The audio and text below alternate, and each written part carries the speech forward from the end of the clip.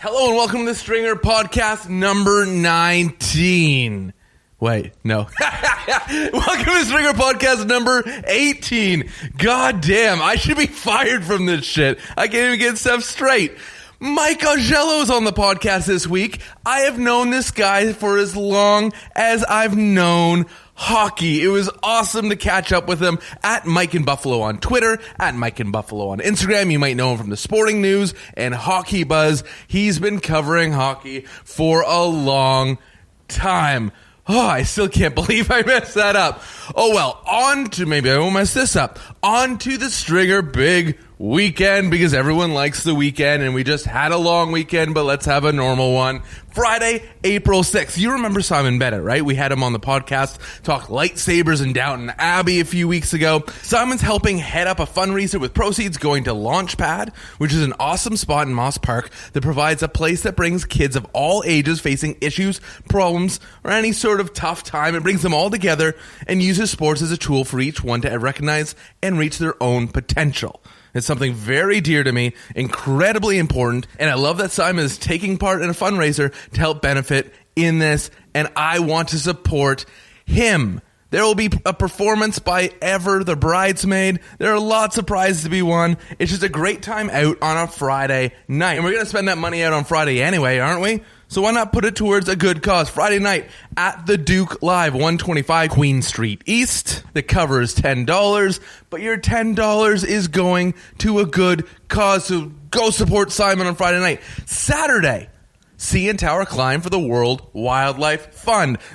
Now it's 6 a.m. to 9:30 a.m., so you gotta put on your big boy pants and get out of bed in the morning. It's $5 for each climber, plus $100 of fundraising, so we gotta plan this, a couple days in advance, but you can climb all 1,776 steps to compete for the fastest time.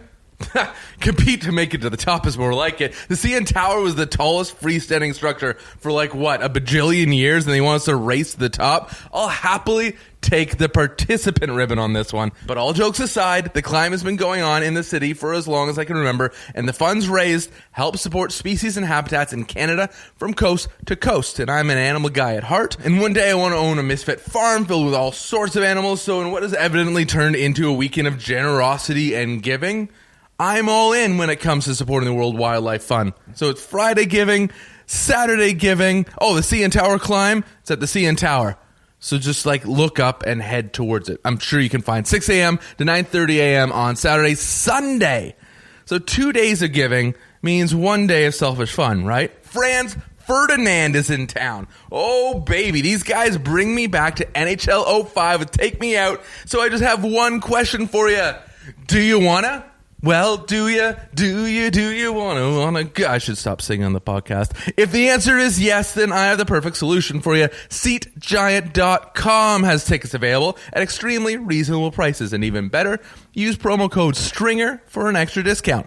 That's right. If you want to see Franz Ferdinand this weekend at Rebel, just go to SeatGiant.com and use promo code STRINGER for a wide selection of tickets. You can use SeatGiant for just about any event you want to attend in Toronto. Sports events, concerts, festivals, movies at Tiff Bell Lightbox is probably the first place you should visit whenever you want to plan your weekend. But it's Sunday, April 8th, 7 p.m. at Rebel, Franz Ferdinand, 11 Polson Street, SeatGiant.com, promo code STRINGER. Don't forget. Also remember that if you have an event coming up like Simon's, anything you want promoted, hit us up on Twitter at Stringer Podcast or email us podcast@thestringers, that's stringers with a Z.com. And if you don't like our ideas, that's cool. Just visit SeatGiant.ca, use promo code STRINGER to save a few bucks on all Toronto's events, whether we pump it on the podcast or not. Got all the official stuff out of the way. It's time now for Mike Augello. Podcast number 18, I'm sure of it this time. Cue the sax.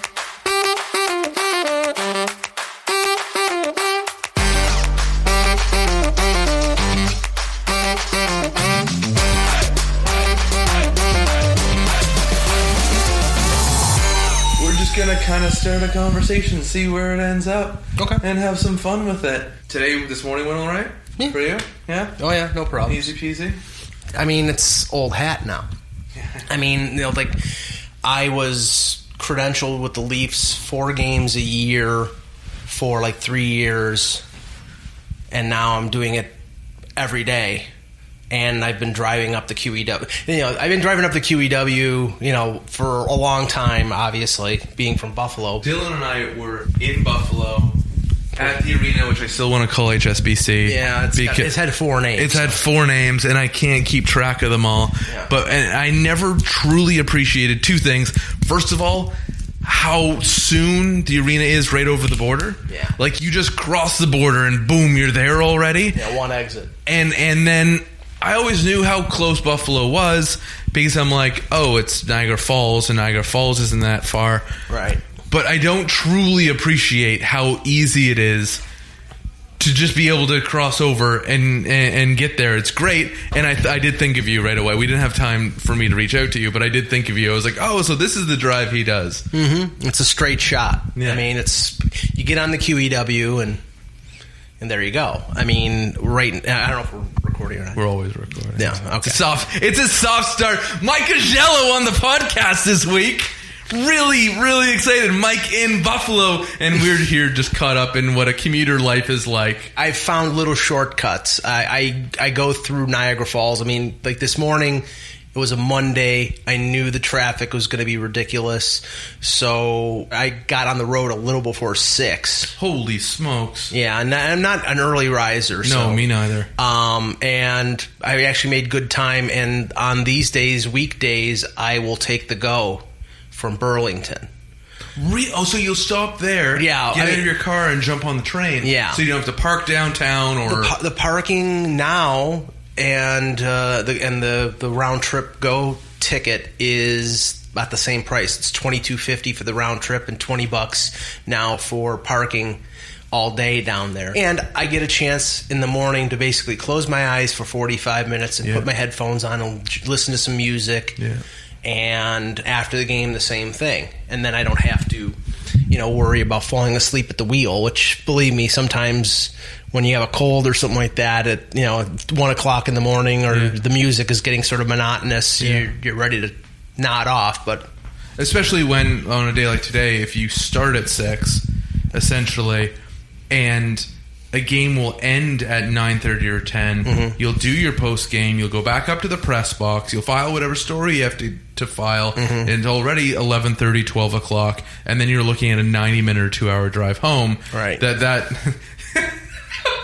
an 18-hour, 19-hour day. It tends to wear on the body a little bit. Yeah, I mean, don't get me wrong. I love doing it, and I'm so glad to be doing it, and I want to continue to do this until I drop. And I'm working for 2 outlets right now. I've been working for HockeyBuzz, who when we met at the Marlies games, I've been working for HockeyBuzz for now almost 10 years. And just last July, I hooked on with Sporting News. They have a page for Canada, so I'm covering the Leafs for them. That's incredible. I didn't realize you're still with HockeyBuzz. Oh, yeah. Because that... again, that's how we first got our introduction, and that has to be, if this is 2018, we must be at 8, 9, 10 years having known each other. Well, I didn't start going to the Marlies games until the year they made the Calder Cup final, so that was 2012. Right. Yeah. So, that was when I really started. I think I went to 1 or 2 games, but basically as just a fan. Yeah. And then I'm like, okay, this team's going somewhere, and I've got to cover them because the Leafs, they hadn't made the playoffs, and I needed something to write about in April and May, and that lasted until June. And I'm sure you still remember the Mike Koska triple overtime stanchion goal, which every time I walk into that building, I look for that stanchion. That's the one, right? No, it got removed. I know. Yeah, but you know the corner. Yes. Very, very well. Ben Scrivens will never live it down. No, he won't. And even though he's had, I'd say, a steady career since, you look at NHL playing, and then even KHL. And the Olympics. And the Olympics, of course. And they had a great outing at the Olympics. I think Canada did. Up for interpretation. My theory, and I've talked about this with other reporters and friends, is that Canada and the U.S., not as much Canada, because I think the roster that they put together was mostly ex-NHLers. Right. Yeah, it's like I think they were. It wasn't like young guys. Right. The roster of USA Hockey was crap. It was terrible. I mean, it was terrible. I mean, there are 3 goaltenders you've never heard Tell me before. how you really feel. Yeah, no, even people who are like experts at the KHL and European leagues didn't know who these guys were. You know, they had a couple really good college kids like Greenway and Troy Terry, and a couple other ones who they hardly played, and they played a bunch of journeymen from the KHL and the SM Liga and the SHL, and I'm like, really? I mean, you could have chose more players from the NCAA. There were young players that they didn't choose because either the NHL teams didn't want them to choose, or my conspiratorial mind was they purposely wanted to suck because the ratings were down. The Olympics, the IOC couldn't have been happy with the product. Maybe they were happy with the outcome, but they couldn't have been happy with the product because the product wasn't as good. Right. And that played right into the hands of the NHL because I think the NHL wants to go to China in 2022, but they want to be reimbursed for it. Right. They want a more friendly deal, and they're only going to get that if the numbers were down and if the product wasn't as good. So put 2 and 2 together. It was the same thing. And to be fair, the NHL, because of when it happens, it's not the same as the NBA. When you have Olympic basketball, the NHL takes a lot of risk when you're mid-season and you have to stop everything for 20 days and lose your top of the top talent. The NHL is loaning out their talent, players that they have under contract. They're valuable commodities, and they're not being reimbursed. I don't even think they're being reimbursed for insurance purposes. So it's not a fair deal. The NBA gets a pretty decent deal from the IOC, and it's perfect for them because it's in the Summer Olympics and it doesn't conflict with their season. But honestly, I liked the fact that the NHL season just went right on. And maybe they'll do that without their star players, but I don't think that's fair either because then if you deprive the Leafs of Austin Matthews and the Oilers of Connor McDavid for a certain amount, like for 2 weeks. A finite amount of games, you can legit decide a season in February. Whether someone's going to trail up or trail down. It's interesting because I did work with Major League Soccer, obviously, and throughout my time in Major League Soccer, I saw them go from barely recognizing international windows or international breaks, including things like the Gold Cup, the Euro, and the World Cup, to building that more and more into their schedule. And now there's still some overlap where they can't hold for 2 straight months, right? You can't stop a season for 2 months. There is some overlap, but you see those teams who just kind of luck out because, look, the team across the river loses their 3 or 4 big guys to whatever countries. Right. And we just have this group where only one guy gets selected, and even he is just a role player. Right. And you see the table shift at that point. We bring up all these dates. You mentioned 2014 in Sochi. Obviously, I think of 2010 in Vancouver. 2012, the Marlies go. You've been at HockeyBuzz since 2008. When you are 18, 19, 20 years old, when you're entering the workforce, what are you entering as, Mike? Because I have a vague idea of your career path, but it is only vague. Yeah, it's bizarre. When I went to school, I actually started off going for communications, broadcasting. My dream was to be, I want to be replace Joe Bowen, who's still going. So strong. Or replace Rick Jenneret in Buffalo. And then I realized, those jobs don't grow on trees. It's like Ben Wagner, who's the AAA announcer for the Buffalo Bisons, and I think he was there for 4 or 5 years at least. He's apparently replacing Jerry Hallworth as the Blue Jays announcer. Now, he had to wait and do 140 AAA games for 5-6 years and paid his dues and now has got his job. I didn't come to that realization. It was actually what happened was I got an intro to a mass communication class and 200 people, and they asked you to stand in front of the group, and I was like scared out of my mind. Really? Yeah, I was very, I never would have guessed that. Yeah, now the thing is I've gotten over that. And then, of course, I changed my major from broadcasting or communications to history to be a teacher when I'm going to be standing in front of kids in a class. But it's different because it's totally different. It's a bunch of ignorant 14-year-olds when you're talking about peers. Pearl Harbor or something like that. Right, exactly. They're not your peers, so they're not going to be wise to, if I make a mistake, they're not going to be calling me on it. So why history? My father was a social studies teacher, And, he used to bring, 10th grade European history exams when I was, 8 years old, and I would get 95s on them because I was just, I watched Bugs Bunny, Daffy Duck, and The World at War.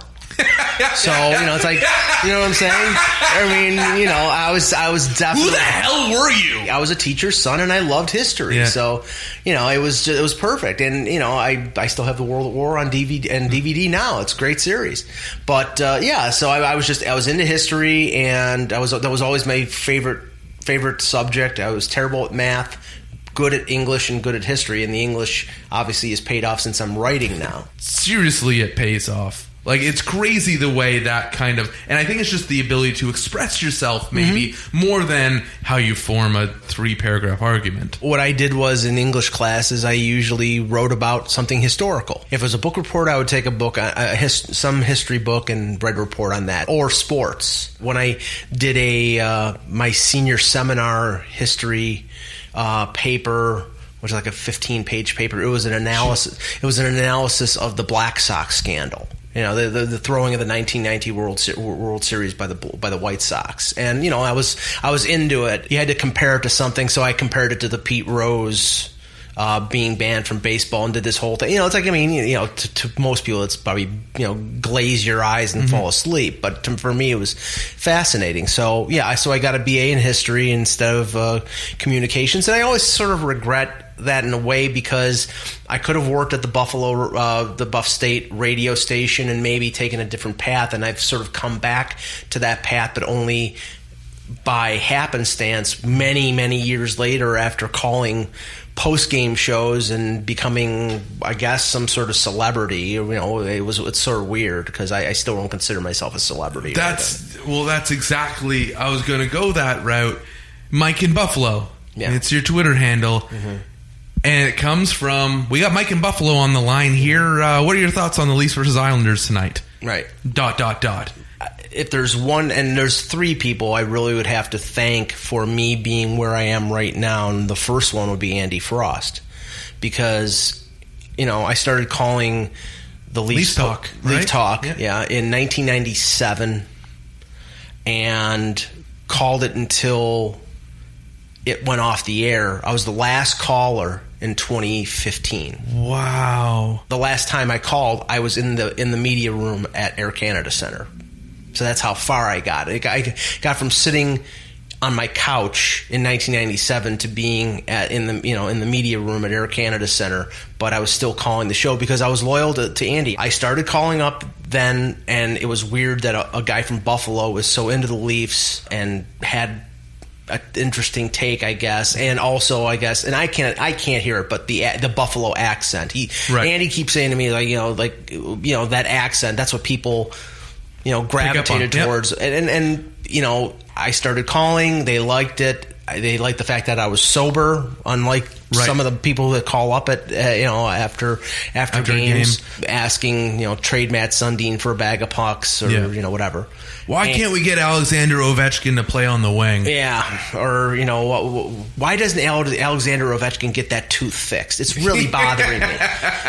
So topic of conversation. It sometimes just complete idiocy. So after a while, they said, we'd really like you calling, and I says, well, can you get me through a little earlier because I'm paying long distance charges. This was before they had an 800 number, right? And I'm like, what we'll do is you call in. We'll take your number down and we'll call you back. That's how we see, right before your call, because, I couldn't do it. They wanted me to call more often, and I was willing to call every night after a game because I was watching the game. And then a couple years later, 2002, I think it was, I go to see a Leaf game against the Islanders, and it got to the point with me and me talking on the radio with Andy. I've always had it in my mind's eye. I was just talking to him. I'd never thought of the thousands of people the thousands of people that were listening. And I said, "Oh, by the way, I'm coming up to see the Islanders and the Leafs." And he says, "Oh, we're doing the broadcast at Lord Stanley's Mug. Come on down. We'll sit you down and have you on the show for a few minutes." Okay, fine. And I go there after the game, and there's a line of people waiting for me for autographs. I'm like, what the, what the hell's going on? Yeah, I'm like, No. Hi, I'm Mike from Buffalo. Yeah, like, what do you want me to going? sign? Thanks, Mike in Buffalo. Honestly, it's tough enough for me to sign my name. It's like my signature looks different every time I sign it because I just rush through. But no, I was just so uncomfortable with the fame aspect of it, and that's not what I was doing it for. I was doing it because I wanted to express an opinion about the game and for my passion as a hockey fan, as a Leaf fan. It wasn't to make and I'm not slagging him or anything, but a guy like Dart Guy who goes to Washington and has a Marlboro hanging out of his mouth, and all of a sudden now he's this celebrity, and they're propping him up downtown before the games last year in the playoffs, and God bless him. I mean, it's a great thing, but I wasn't here to be a celebrity. I was here because I really wanted to get into the media game, and I figured this was the only way I could sort of put my foot in the door, was to get on the air, so to speak, like that. I was going to ask you this question, and I think you just answered it. So 97, you said you started calling? 97. 97, in a way, did you have a plan of attack? I mean, not in 97. In 97, I was just expressing my opinion, and I've been a caller to sports talk radio in Buffalo and in Toronto for years. I mean, I remember calling Storm and Norman Rumack on Fan 590, and Jim Kelly, the Hall of Fame hockey writer, he would have a show in Buffalo with Mike Robitaille, a former NHLer, and a variety of different hosts, and I would call, and he knew as soon as he heard Mike from Cheektowaga, which is the suburb of Buffalo, right, he knew it was me. Yeah. He's like, okay, Mike, what question about the Leafs? He knew. And because I would not ask about the Sabres. Everybody was asking about the Sabres. Yeah. I don't care about the Sabres. Screw them. Thank you. I think we were all in agreement in this room. Well, screw the Sabres. I'm from Buffalo, and I'm a Leaf fan. So imagine the crap that I've had to, especially the fact that Toronto is 30, 64, 6, and 6. When playing in Buffalo? Playing in Buffalo since Buffalo came in the league in 1970. Going down the QEW, not that I ever made the trek, but watching the games when the Leafs went down the QEW were the ones I hated the most, because I knew we were signing up for a loss, and there's some real stinkers over the years where they were up like 4-1 and then still managed to lose the game. Well, ironically, the Leafs win in Buffalo, it was March the 15th. It was the 14th anniversary of what I consider the greatest Leafs comeback in Buffalo. They were down 5-2 in the third period, came back, tied the game with little under a minute left in regulation, and then Thomas Caberlet won it in overtime. We had tickets. Me and my brother had tickets. We were up in the upper level. They were losing 5-2. We're like, okay, let's move down. There's some empty seats down there. Let's change our luck a little bit. We move down. They come back. They win the game. And I'm wearing, it's March. It was cold outside. I was wearing this long overcoat type of thing. And when they tied the game and won it, I was spinning this thing over my head, and probably saying some expletives to some of the Sabre fans that were, I don't get that. Leafs are stinking good, aren't they? Oh, I'm sorry you're disappointed. Leafs, blow Leafs, blow. They would run the video of some Sabre or some Habs goaltender with a mulcher running over a pile of Leafs and all that. This is stupid. Whatever. But can you tell I'm not bitter? And then 2007 with Andrew Raycroft in goal, the Leafs are leading. I think it was 4-1. 4-1. I remember this game. And Ryan Miller on the other side. Ryan Miller on the other side, and Vanek and Pominville, all these guys. And they ended up, I think it was 7-5 or 6-4. It was just, they just 8 minutes to go in the third period. I mean, you think that Boston in 2013 was bad, but I think most Leaf fans were prepared because we've been victim of this suffering for all these years, and I think we have the scar tissue built up on us that we're prepared for. It's like, look at the video. Somebody shot video, it's on YouTube to this day, of Maple Leaf Square, Game 7 against Boston. People were leaving when it was 4-3. They didn't leave when it was tied. They left with 2 minutes left to go when it was 4-3 because they knew they were going to lose. The film Moneyball resonated on many different levels with me. But Billy Beane, played by Brad Pitt at the beginning of it, sitting in the stands with his radio, clicking it on, then off, then on. Then that was me when it was as soon as it hit 4-2, TV went off. I wait a couple minutes, flick it on, flick it back off. I don't think I saw any of the goals. Flick it on, flick it back off. It's going overtime. You know it's done. And the image will haunt me of James Reimer, because I had a long history with James laying there on the ice after the overtime goal goes in. And I'm like, oh, this kills me more. And I had to, oddly enough, that was the year I was commissioned to do the documentary on the draft. Every year they did a 1 hour special on the draft. And everyone wanted it to open up with the fact that they made the playoffs for the first time in X amount of years. And so in prep, I went to the draft. The show didn't have to be out for a while. I don't think I watched the game again until August. And I watched it, and I was gutted watching it back months. I wasn't even ready months later to watch it again. It just absolutely killed me. I'm watching that game in my living room, and my boss, Eklund, texts me and says, congratulations on going to the next round. And maybe a minute after I got the text, I think it was Nathan Horton scored to make it 4-2. And I said, this is not over with. This is the Leafs we're talking about. That's all I said. And he's like, come on. And I'm like, no.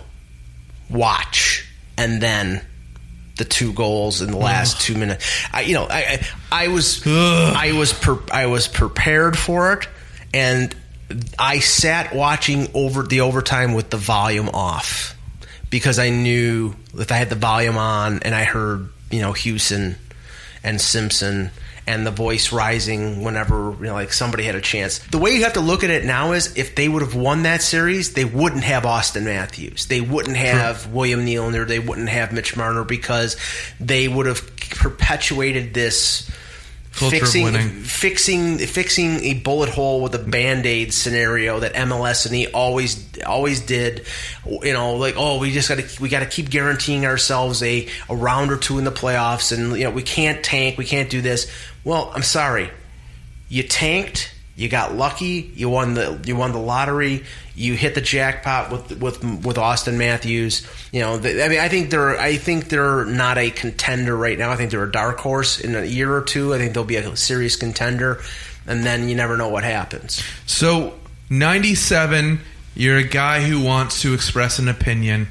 02, you're a guy at a Leafs game that meets up with Andy Frost afterwards and ends up realizing you have a line of people waiting to meet you and get your autograph. Right. At some point, you got to put a plan. Like, when did the crossover happen? Because you said it wasn't until 08 that you started with HockeyBuzz. But there had to be this thought that there's and I use this lightly, franchise here. There's something to be capitalized on. Well, the thing was, I didn't know how to capitalize on it. Of the 3 people, like I mentioned Andy. The other 2 were Jeff Merrick and Bill Waters, who hosted Leafs Lunch on 640. And I would call up that show. Now, this was my own personal thing. I never, and it was nothing against the fan, but they 640 treated me like gold. They gave me this platform. They made me famous, whatever. Yeah. So my personal ethic was, I was only going to call shows on 640. So I called Leaf Lunch. Loyalty, definitely. Yeah. They treated me well. I'm going to treat them well back. So I wouldn't call other stations in Toronto. And in getting to know Jeff and getting to know Bill on the air, and then getting a chance to meet them out. They did like a remote with someplace, and I drove up for the day and met them personally. And I tried to sort of like, okay, I'm interested in getting into the business. What do I do? Give me your opinion, that type of thing. Yeah. But it really didn't happen until I got the job with HockeyBuzz, and I got the job with HockeyBuzz because Eklund hosted a podcast that took phone calls. Get out. Yeah.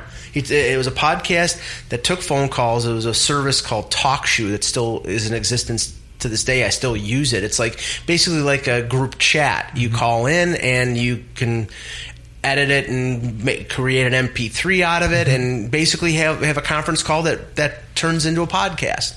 So he was hosting the show the one time, and it was near the trade deadline when the Muskoka 5 trade deadline, the Matt Sundin trade deadline, and Howard Berger was writing for HockeyBuzz, and he reported that Sundin would not waive his no trade clause, and I was fairly incensed and called up and said, I wanted to get drunk, but the only vodka that I had was Absolute, which is Swedish, and I refused to drink it.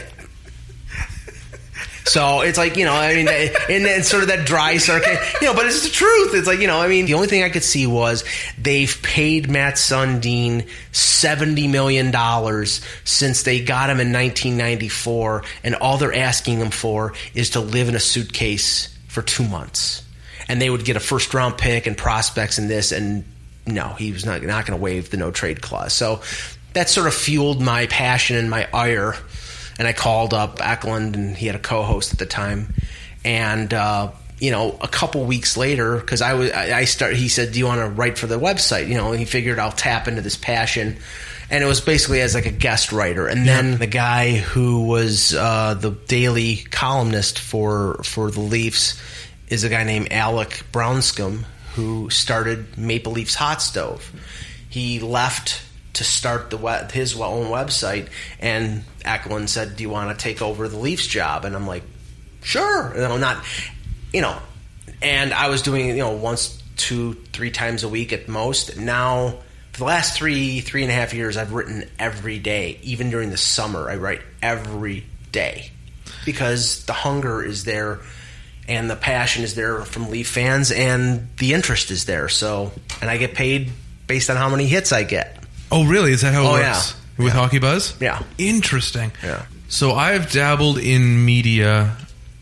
Like, I got my first production job at 18, and then it was also right out of high school the first time I had, the first thing I'd ever written, not the first thing I'd ever written, but the first time I was published in a magazine was also at 18. So I had been in and out of the media landscape, both in television production and writing, but I remember the crossover when I was legit now working in sports. And I don't want to say I was so eager and anxious and willing to learn and willing to help and contribute, but there was something I had to learn. There was an official change now between Clayton, who got to say all of his own things, even if they were outlandish, and this new guy, Chancellor, that evolved and came out, who had to have some structure, some form of, properly formulated opinion. As you crossed over in 07 to 08, did you feel a change in yourself? Yeah, I mean, a maturity, first of all, when you're a caller to a post-game show, you have carte blanche to basically say anything that's not swearing. Right, anything but profanity. And there was I think it was 2007. It was the year after the Leafs had signed Mike Pekka, and he had played, I think, 40 games and broke his leg. And there was talk about them re-signing him, and then the Islanders had bought out Alexei Yashin. And there was talk during the summer that the Leafs were going to sign Alexei Yashin because they really needed some offensive ability, and they thought that he could still play. It never came even close to fruition. I think he went to the KHL. But I called Leaf Lunch, and I had heard about this, and it was 07 because I said when the Anaheim Ducks won, and they won over the Senators, and every good red-blooded Leaf fan hates the Ottawa Senators with a passion, says when the Ducks beat the Senators, I popped open the celebratory bubbly. When I heard of the Nick Antropov signing, which I was against because I didn't think he was that good of a player, he says, I broke open the 12-year-old scotch to quell my nerves. Says, if the Leafs sign Alexei Yashin, I'm reaching for the syringe. That's what I said. I can't say that stuff anymore. I can't, You can't walk that line. No, you cross that line. Right, you're not walking it anymore. You can't do that. I mean, that's the thing. It's like, am I still a fan? Sure. But I'm a professional now. I'm a member of the Professional Hockey Writers Association. I can't carry pom-poms into the press box. I have to act accordingly.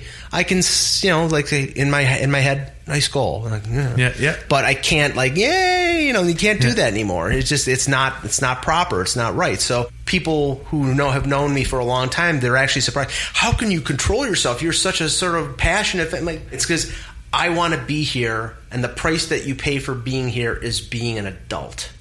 is being an adult and being, and treating it with respect. And that's what I do. It's like I've worked too hard to get into the press box and to do a job that has been a dream job, and I'm not going to throw it away because I want to pump my fist. Because you want to be a fanboy. Right. I became a big proponent of the tap. I'd use my middle finger when I was happy about something to just like almost nervously tap. And that was my way of letting out that happiness or that nervousness or whatever it was, but it's silent and you can keep your composure in the press box.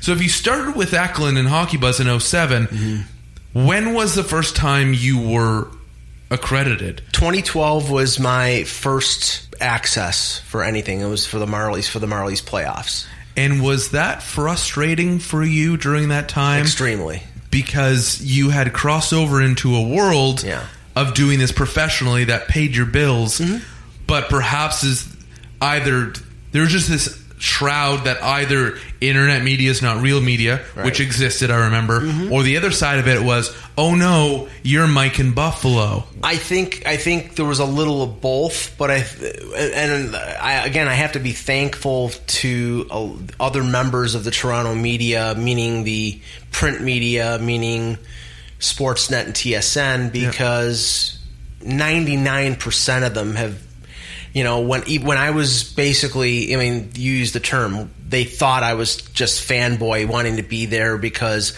I got in for free and whatever. No, I wanted to do this job, and this is what I wanted to do, and I was treating it seriously. And they had an open mind, because at that point, back in a few years ago, they were probably skeptical of people who were writing for websites. Now it's so common. I think that it's more accepting, but they were all like really good to me, and I asked questions and they answered it, and they were friendly and accepting and welcoming. And I was a little scared of, now every once in a while, jokingly, they'll call me Mike in Buffalo, and just like it's I'm never going to get rid of that. I use it as my Twitter handle. It's funny. The Centennial Classic last year, we're walking, and a couple reporters are walking with me, and some fans actually recognized me from the webcast that we do. They recognized me and they're like, "Hey, Mike Augello," and they said hello, and I thought, I got to get to this press conference, and I'm walking away, and the other two reporters say, "Hey, Mike in Buffalo," so they're sort of mocking me.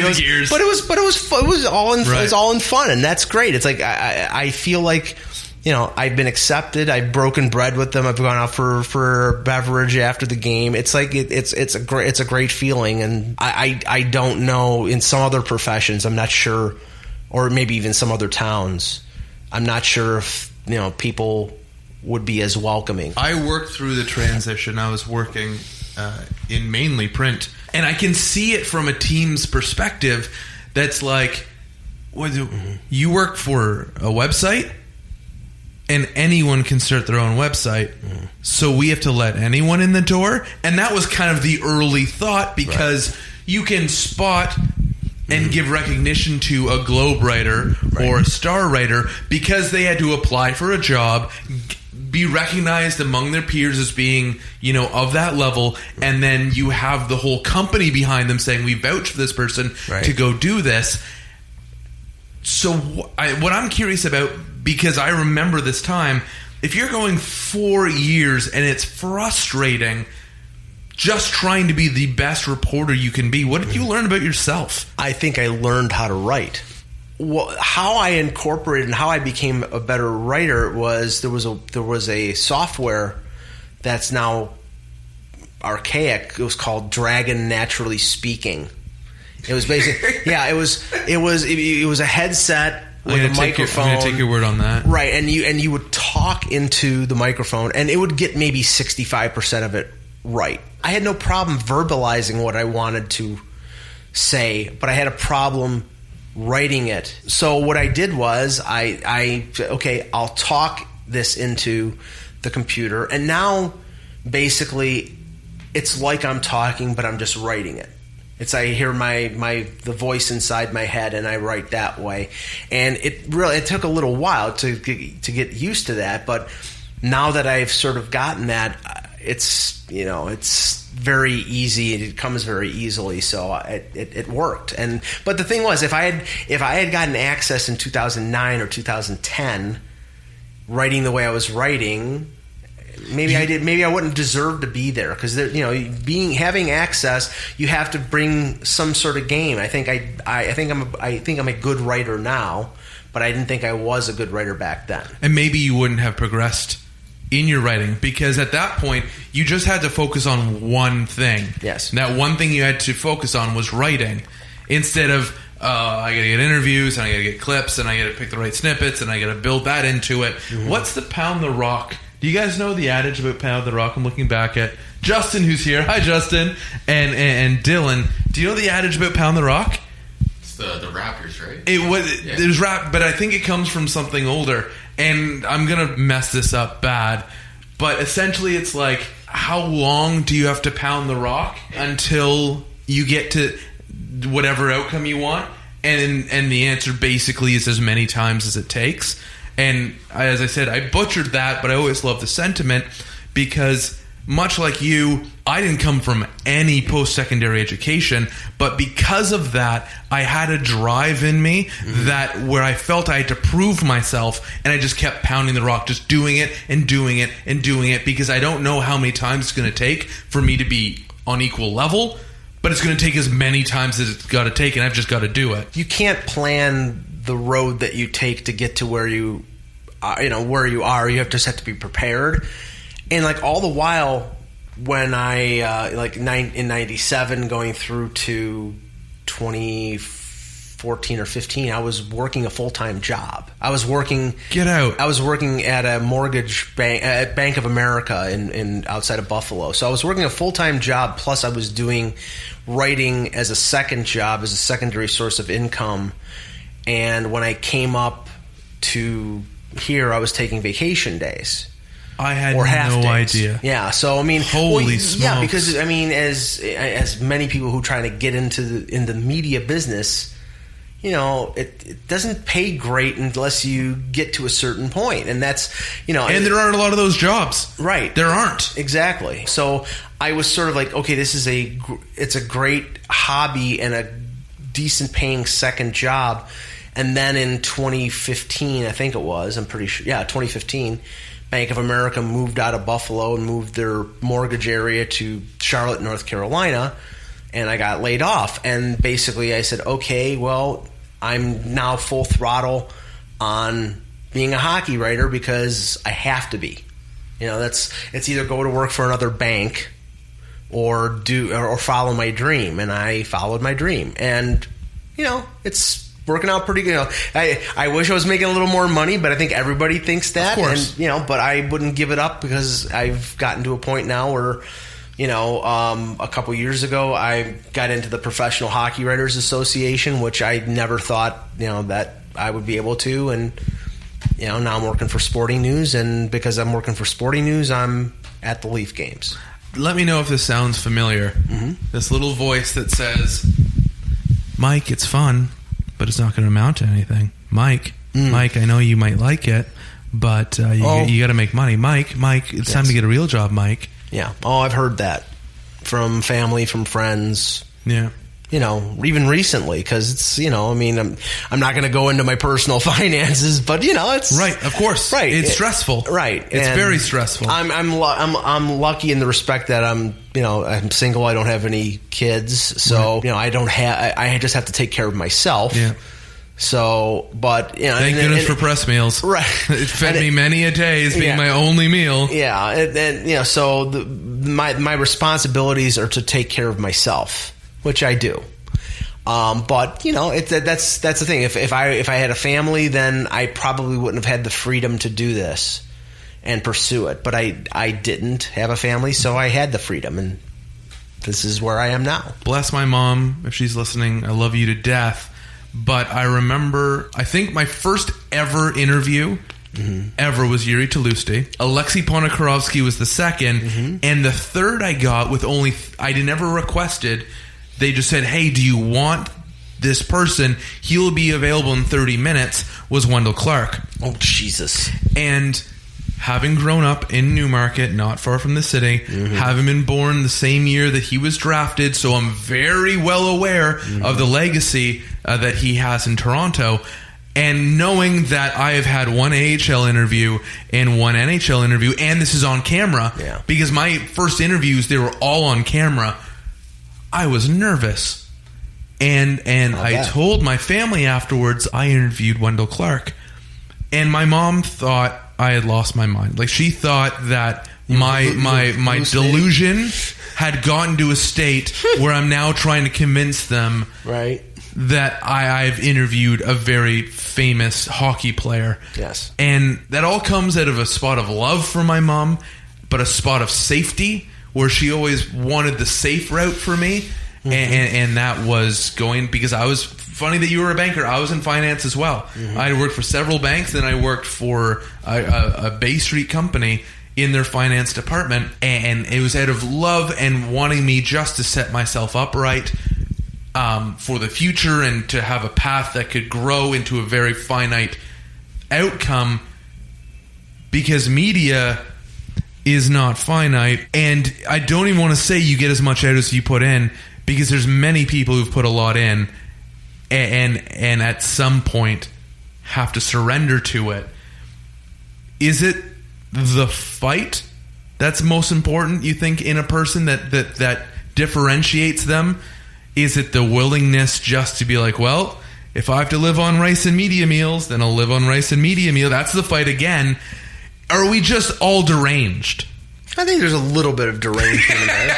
I do. I think there's I sleep in your car. Well, work for 18 hours regularly. Well, I know that, like, for example, and this is something that's becoming more and more prevalent in the media right now, where, major outlets are not going to be sending reporters, on the road. I mean, the Toronto Star, it was very public over the last couple of weeks. They're not sending reporters now. I think they're sending reporters to the wherever the first round series for the Leafs is, either Tampa Bay or Boston, but not sending reporters to games. And that landscape is it's an ever changing landscape, and that's the thing. And you've got people who have been writing and reporting for 25-30 years, and they're used to certain things, and now all of a sudden it's changing. And it's probably in a year or two it's going to change even more, because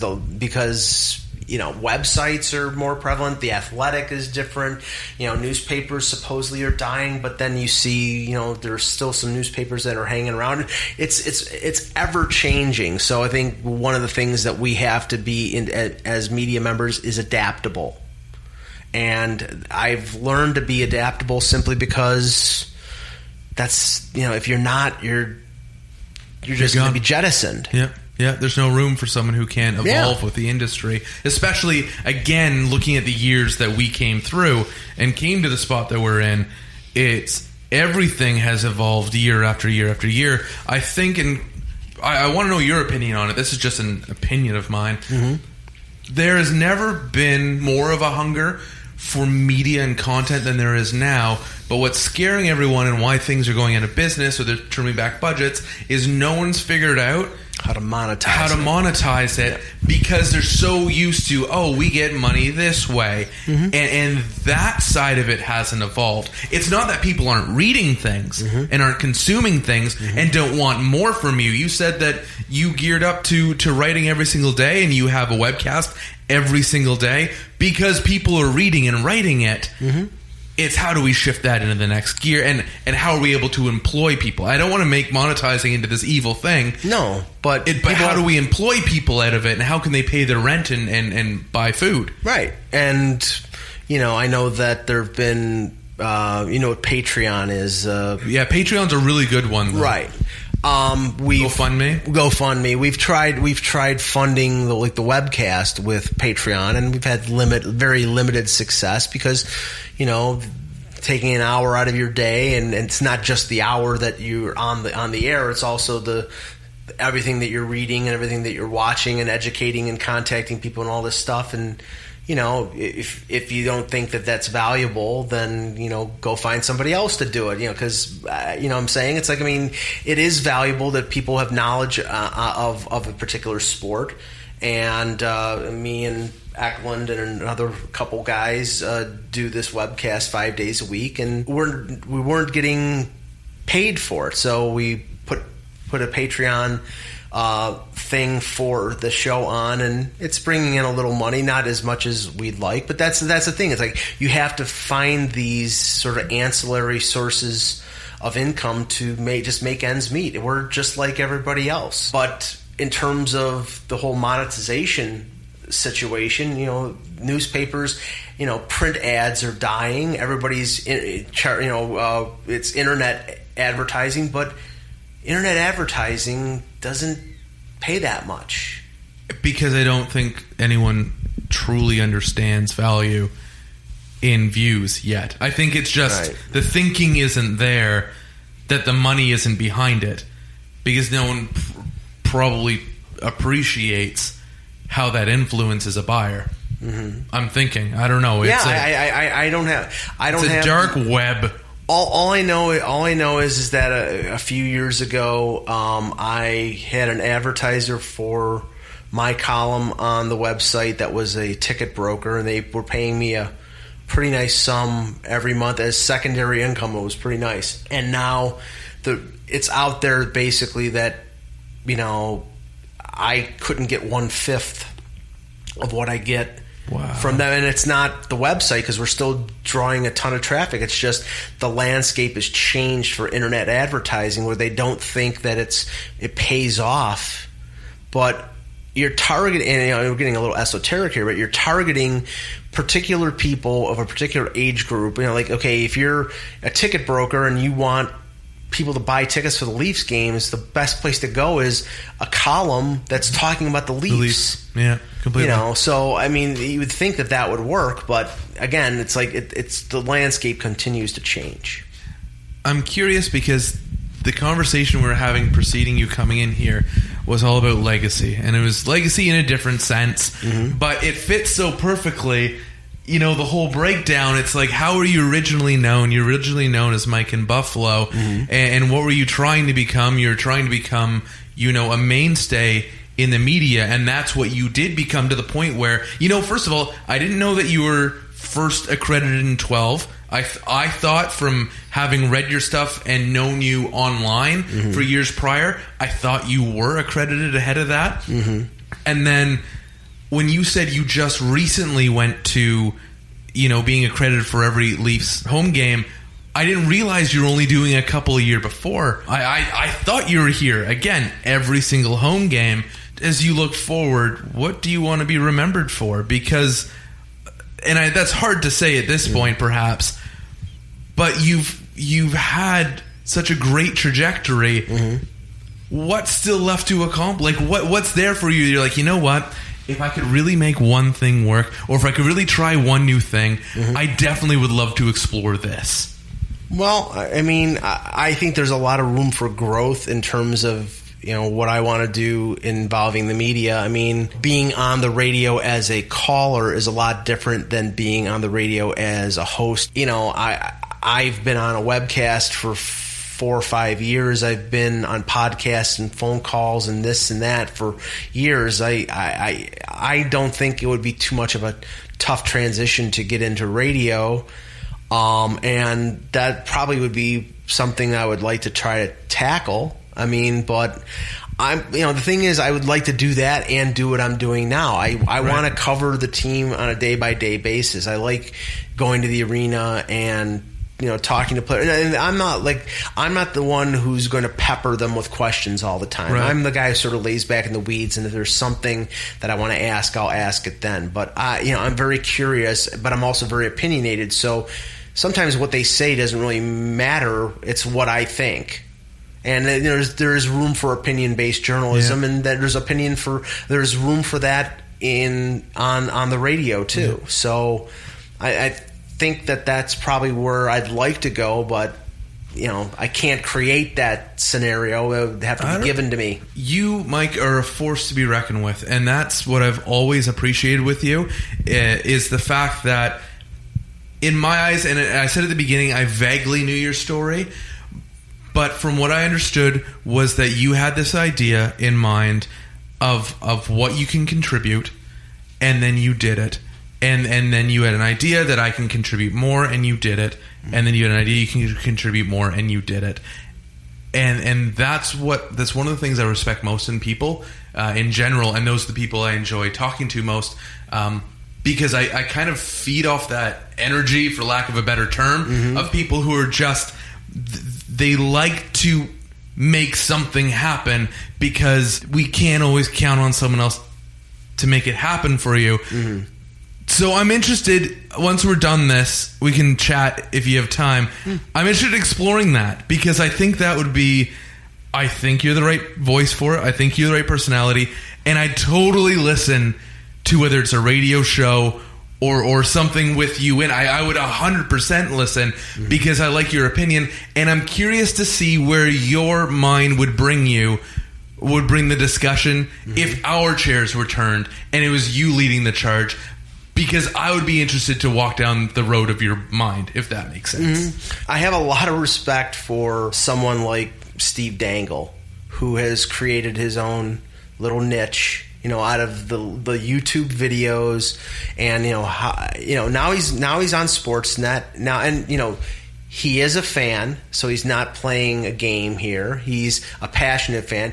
He puts on a little bit of a show with the over-the-top stuff, but it's funny, and it's because we can't always talk like that all the time, right? You have a character, right, of yourself. It's funny. I get it, but he's created his own little niche, and it works. I know him fairly well now. I've gotten to know him. I did a show last year.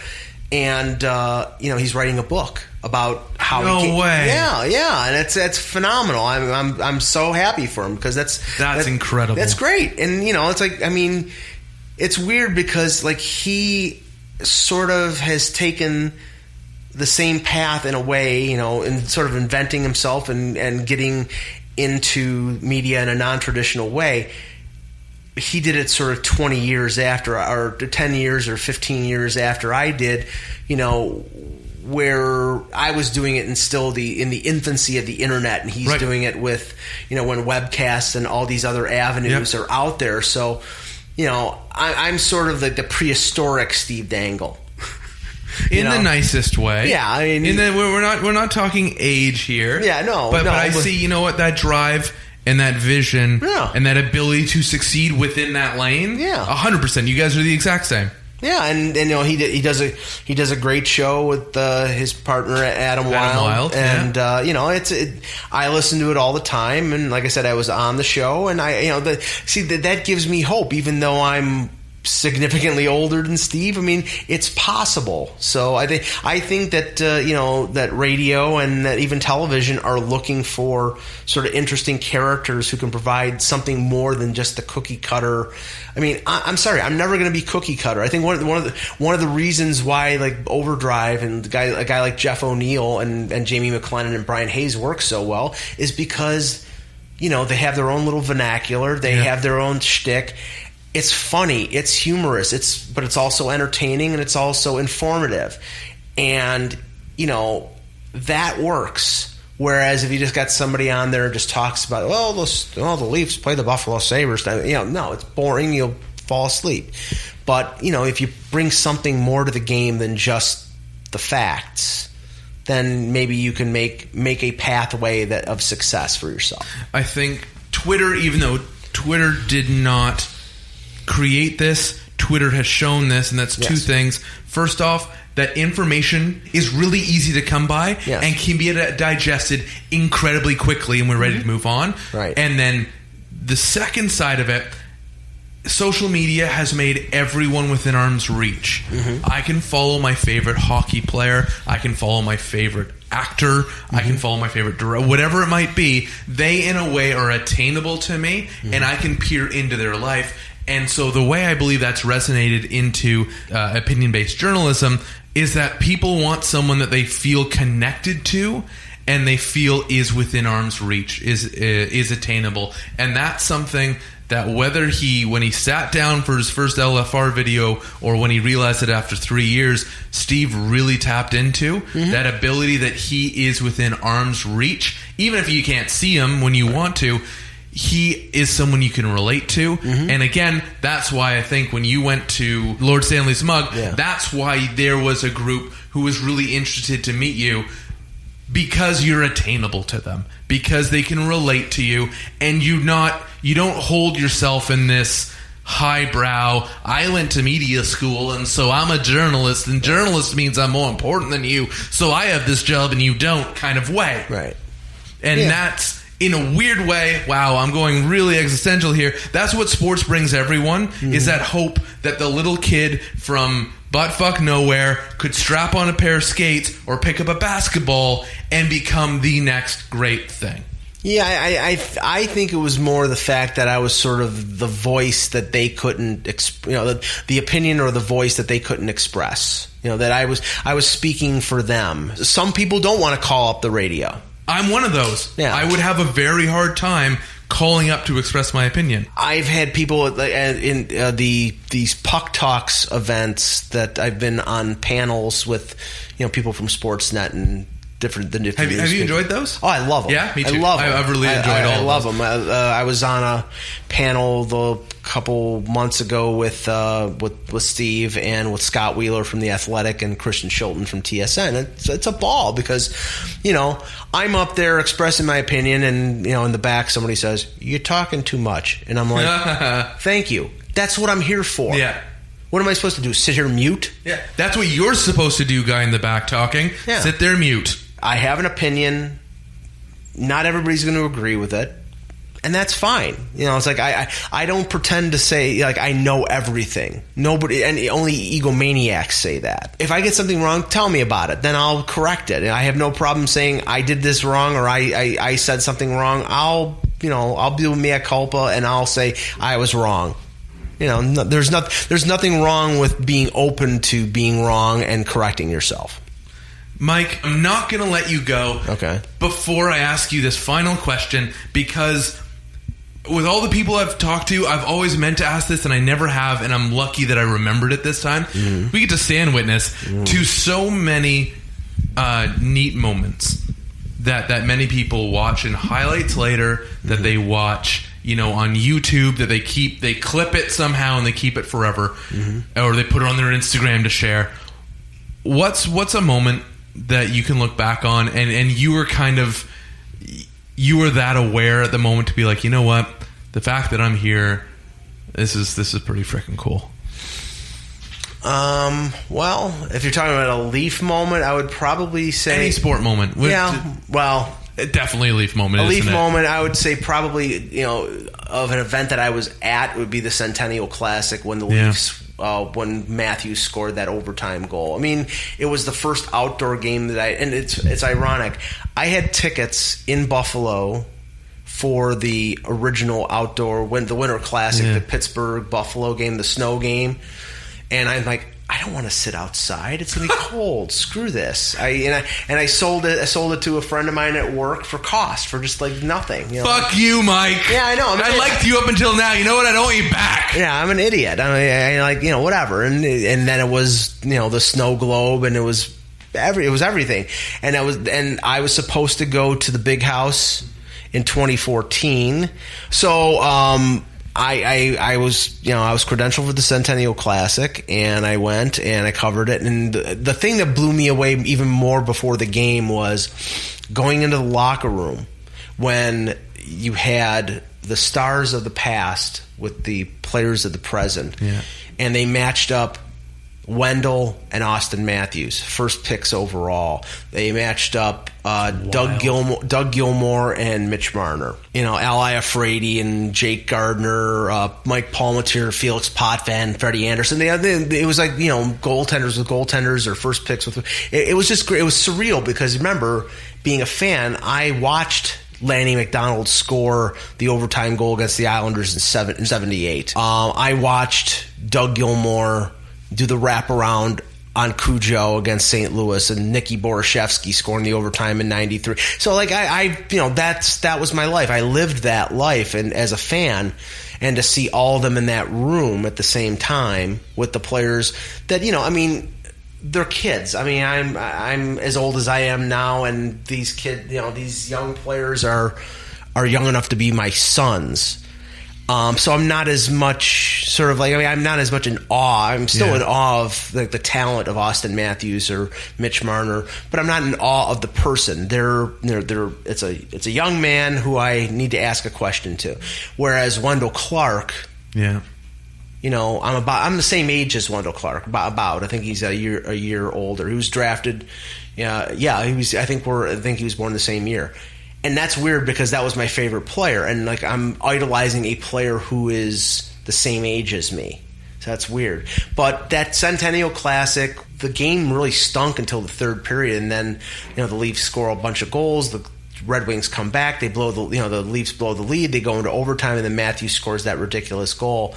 And it was a great event and a great outcome for Leaf fans, for the 35 or 40,000 fans that were there, and I was there, so that was pretty special. I wasn't there, but I know several who were, and I missed it. I missed not being able to go. Mike, really appreciate your time. Thank you so much. Please come back, and if we can continue this conversation on how we can team up and create something great, or something just new and interesting, I'm totally up for it. Okay. From myself, from Dylan, Justin, who's here. Hey, Justin. And Luca, who's not here, but is definitely going to hear this. Please, please, please be good to yourself, and everyone, eat your vegetables.